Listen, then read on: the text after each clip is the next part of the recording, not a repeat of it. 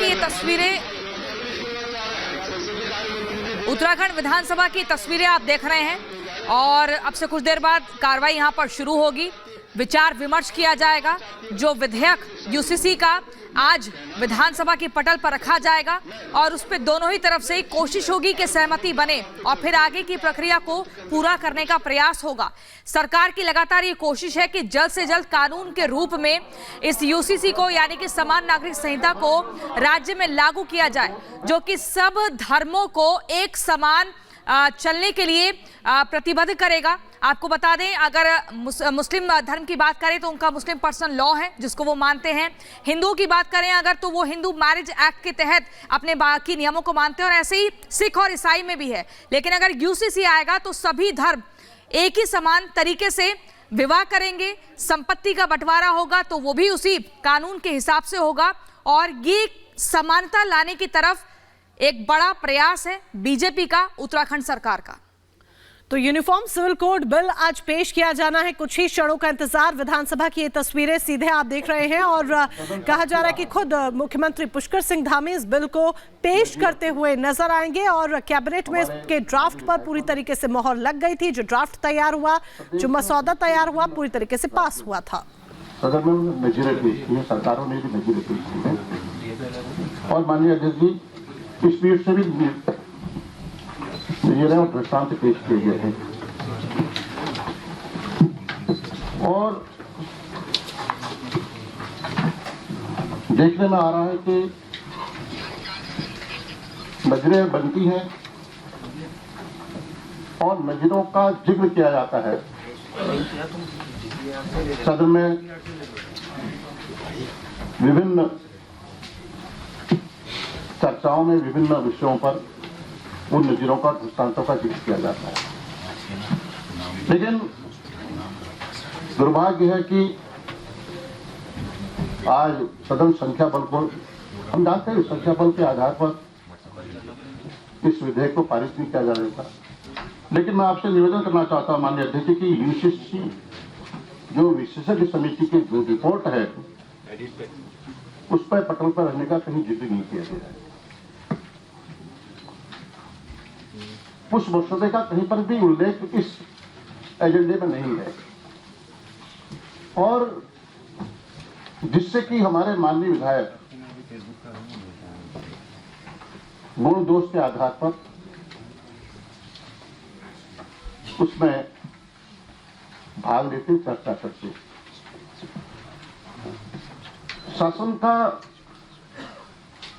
शासन को इतने बड़े विषय पर, इतने बड़े मुद्दे पर विधेयक तैयार किया गया माननीय जी। इसकी रिपोर्ट पहले सदन में पेश की जानी चाहिए थी कि बेहतर होता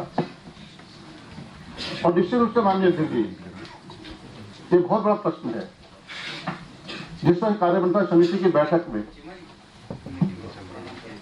मैं इंगित नहीं कर रहा हूं, मैं कोई अच्छे तरह सच्चाई को बयां कर रहा हूं आपके सामने कि जो हुआ कि संख्या बल को आधार माना गया और कहा गया कि कल ही यह विधेयक या प्रारूप या मसौदा प्रस्तुतिकरण विधेयक प्रस्तुत होगा, उसके बाद ही इस पर चर्चा हो जाएगी। हमारा निवेदन था आप हमारी संरक्षण के राज्यों में हमारा निवेदन था कि उसका ड्राफ्ट क्या है, उसका मसौदा कितना है, क्या कितने पन्नों का है, अध्ययन करने के लिए समय तो चाहिए। हम रेखांकित तो कर सकें इसमें क्या खामियां है, क्या कमियां है, क्या इसमें और इसमें संदिग्ध किया जा सकता है, इसका तो समय हमें मिलना चाहिए। और हमने कहा कि आज को आप प्रस्तुतिकरण करिए, उसके बाद कल इस पर चर्चा हो जाए, बेहतर होगा। लेकिन सरकार की का जो पक्ष देखने को मिला, बड़ा दुर्भाग्य है कि विपक्ष की आवाज को या मानवीय विधानों की भावनाओं को, जो इसमें वो अपनी बात को रखना चाहते हैं, अपनी बात को कहना चाहते हैं, उससे वंचित किया जा रहा है माननीय। और हद तब होगी माननीय अध्यक्ष जी, प्रश्नकाल को निलंबित कर दिया गया। संसदीय इतिहास में संभवतः ऐसा कभी देखने को नहीं मिला होगा। इस संसदीय परंपराओं की अवहेलना हो रही है माननीय अध्यक्ष जी। जो हमारी कार्यपालन नियमावली है इसमें सब इसी से कार्य संचालन नियमावली से ही सदन संचालित होता है। माननीय जी की अनदेखी की जा रही है, नियमों की अनदेखी की जा रही है। जो हमारे माननीय विधायक, जो उनका अधिकार है प्रश्न करने का, और इस सदन में इस पंचायत में अगर हमारे माननीय विधायक अपनी बात को ध्यान नहीं रखें तो कहां रखेंगे? आप प्रदेश जल रहा है माननीय अध्यक्ष जी, आप प्रदेश जल रहा है माननीय अध्यक्ष जी। कानून व्यवस्था पूरी तरह ध्वस्त हो चुकी है। लगातार जनप्रतिनिधियों की अनदेखी की जा रही है, अपमान किया जा रहा है माननीय अध्यक्ष जी। मैं इंगित नहीं करना चाहता, उन बात को इस तरह से नहीं जाना चाहता। आप भ्रष्टाचार का बोलबाला हो चुका माननीय। कानून व्यवस्था पूरी तरह ध्वस्त हो चुकी है। आपदा से पूरा प्रदेश प्रभावित है, पूरा पहाड़ प्रभावित है। पूरी तरह के हमारे जो मैदानी जनपद हैं, आज तो उनका पर्याप्त मुआवजा नहीं मिल पाया है। सरकार यहां से घोषणा करती है, इसी सदन से, इसी पीठ से घोषणा होती है कि हम इसमें राहत देके मदद करेंगे, लेकिन कार्रवाई नहीं होती। दोषी पर ताजा उदाहरण, ताजा उदाहरण है। और माननीय अध्यक्ष जी, रुद्रप्रयाग से लेकर सीमांत जनपद जितने भी हैं, वहां पर इस तरह का हाहाकार मचा हुआ है। आज तक सरकार ने इस दिशा में कोई पहल नहीं की। माननीय मुद्दे हैं, अंकिता भंडारी हत्याकांड है, क्या आज तक उसको न्याय नहीं मिल पाया माननीय अध्यक्ष जी? बच्चों के साथ अत्याचार हो रहा है, जुल्म हो रहे हैं, उनके साथ बलात्कार हो रहा है, किसानों के साथ जाति हो रही है माननीय अध्यक्ष जी। भ्रष्टाचार और उद्यान विभाग में इतना बड़ा घोटाला हुआ है और सरकार, हाईकोर्ट, माननीय उच्च न्यायालय निर्देश देता है कि इसकी सीबीआई जांच होनी चाहिए। ये बहुत बड़ा घोटाला है और सरकार सुप्रीम कोर्ट जाती है, माननीय उच्चतम न्यायालय जाती है और सरकार को कहा जाता है कि आखिर आप व्यवस्था का तो माननीय हमारा कहना है कि चर्चा में भाग लेने के लिए पर्याप्त समय मिलना चाहिए, जिससे कि इसके गुण दोष क्या है, इसमें खामियां क्या है, कमियां क्या है, ये सब चर्चा में तब भाग ले सकें। माननीय अध्यक्ष, मैं कोई भाषण नहीं दूंगा। मैं तो इन्होंने भाषण दिया, वही तो हम कह रहे हैं। भाषण का विषय नहीं है, यही मैं कह रहा हूँ ना। मैंने यही मैं कह रहा हूँ कि भाषण का विषय नहीं है। अब आप मैं भाषण नहीं दे रहा हूँ माननीय, मैं भाषण नहीं दे रहा हूँ, मैं भाषण नहीं दे रहा हूँ, कह दिया। लेकिन क्या आज के सवाल नहीं है, क्या प्रश्नकाल नहीं होना चाहिए था माननीय अध्यक्ष जी? क्या प्रश्नकाल नहीं होना चाहिए था?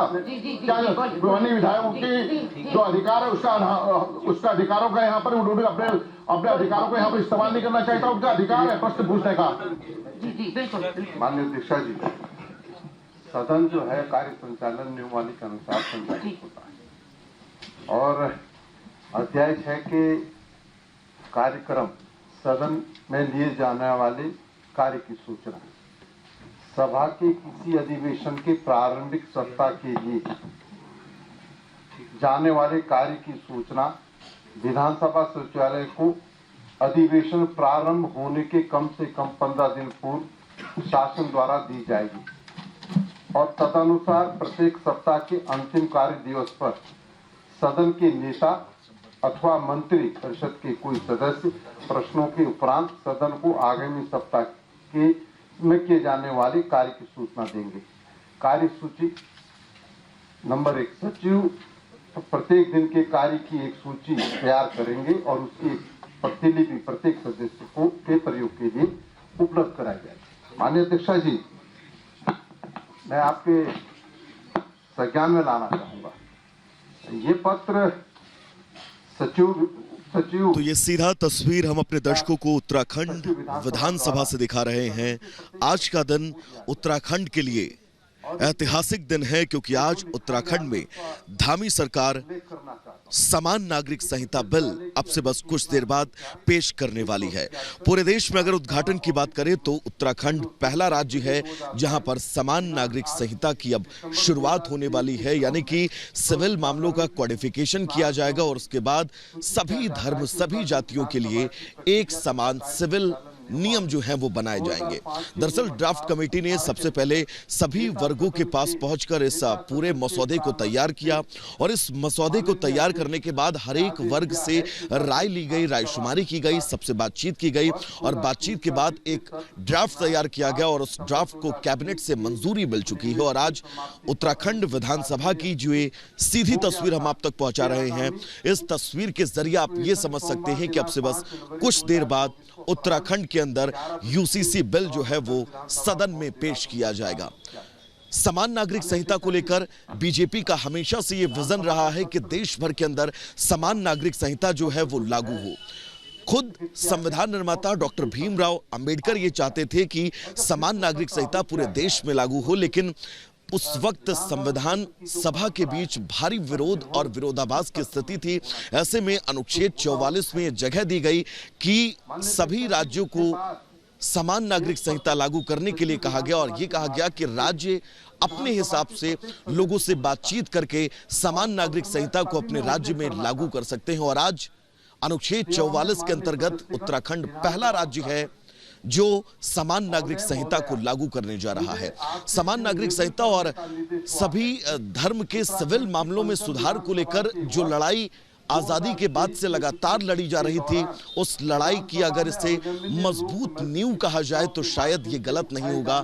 इसी कड़ी में आज उत्तराखंड के अंदर समान नागरिक संहिता को लागू किए जाने को लेकर बिल जो है वो सदन में मुख्यमंत्री अब से कुछ देर बाद पेश करने वाले हैं। एक एक तस्वीर है जो हम आपको दिखा रहे हैं। दरअसल ये तस्वीर न सिर्फ उत्तराखंड में बल्कि पूरे देश के अंदर इस विजन को और मजबूत करेगी कि बाकी की जो राज्य सरकारें हैं वो कैसे अपने राज्य में समान नागरिक संहिता को लागू कर सकती हैं।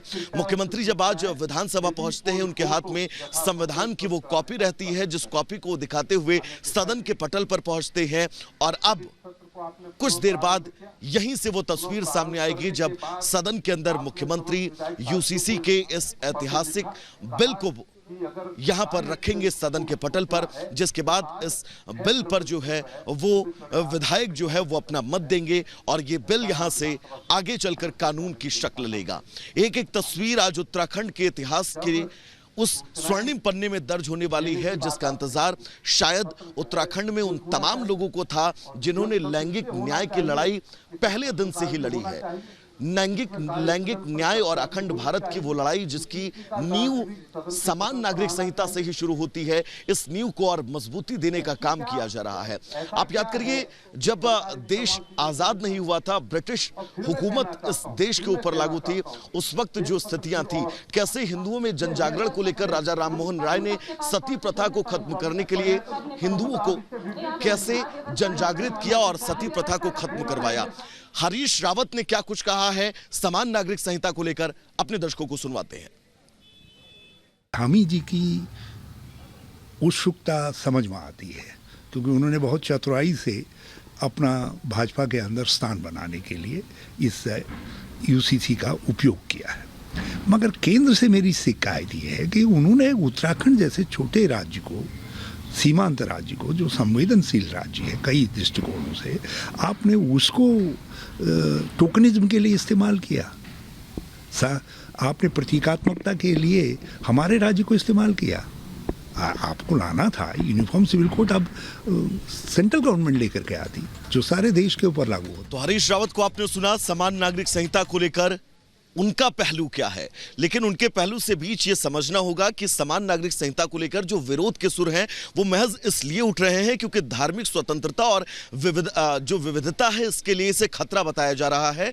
लेकिन एक वर्ग, एक धड़ा ये है जो इस बात का जिक्र पहले दिन से ही करता रहा है कि अगर समान नागरिक संहिता लागू होती है पूरे देश के अंदर तो ये लैंगिक न्याय के लिए सबसे बड़ी जीत होगी। न सिर्फ लैंगिक न्याय बल्कि सामाजिक न्याय और अखंड भारत की जिस तस्वीर को हम पहले दिन से ही उकेरने का प्रयास कर रहे हैं, उस अखंड भारत में ये मजबूत स्थितियां होंगी कि पूरे देश में जो सिविल मामले के कानून हैं वो बिल्कुल एक हैं। पूरे देश में सिविल मामले के कानूनों के बीच उस संघर्ष को आप याद करिए, जब हिंदुओं में जनजागरण की बात हुई थी, जनजागरण को लेकर राजा राममोहन राय ने जो प्रयास किए, उनके प्रयासों के चलते ही 1800 के आसपास वो साल जब सती प्रथा को खत्म किया गया। लेकिन इसे खत्म होते होते, क्योंकि सिविल मामलों में हस्तक्षेप के बीच ये समझना होगा कि रीतियों को खत्म होने में वक्त लगता है, तकरीबन 100 साल बाद एक आखिरी मामला जो है वो सती प्रथा का सामने आया। यानी कि जो ये संक्रमण काल था ये तकरीबन 100 साल चला।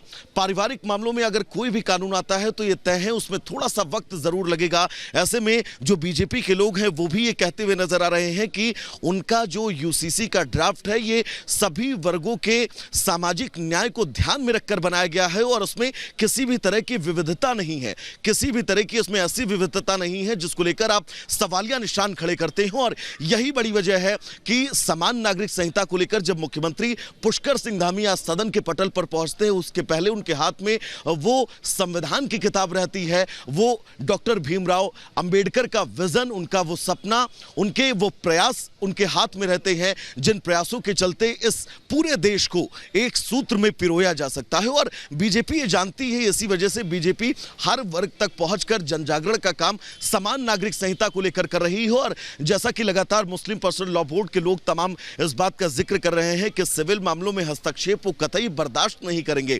लेकिन अगर इस देश में लैंगिक समानता को आपको आगे बढ़ाना है, इस देश में सिविल मामलों में जो समानताएं हैं उनको और मजबूत करना है, उनको और प्रगाढ़ करना है, तो ये तय है उसके लिए समान नागरिक संहिता से अच्छा कोई विकल्प नहीं हो सकता है। और यही वजह है कि संविधान निर्माता खुद इस बात को जानते थे, लेकिन रूढ़िवादी सोच जो एक सबके दिमाग में बैठी रहती थी, उस रूढ़िवादिता से आगे निकलकर आज उत्तराखंड इस समान नागरिक संहिता कानून को स्वीकार करने वाला है। और उत्तराखंड के इतिहास में, इस देश के इतिहास में यह पहला राज्य उत्तराखंड ऐसा होगा जहां पर समान नागरिक संहिता जो है वो लागू होगी। बहुत ऐतिहासिक दिन, बहुत बड़ा दिन, न सिर्फ उत्तराखंड के लिए बल्कि पूरे देश के लिए, बहुत बड़ा दिन उन सभी लोगों के लिए जो पितृसत्तात्मक सोच से आगे निकलकर ये चाहते हैं कि इस देश के अंदर सभी नागरिकों को उनके समान अधिकार मिले, सभी नागरिकों को उनके स्वतंत्र अधिकार मिले, सभी नागरिकों को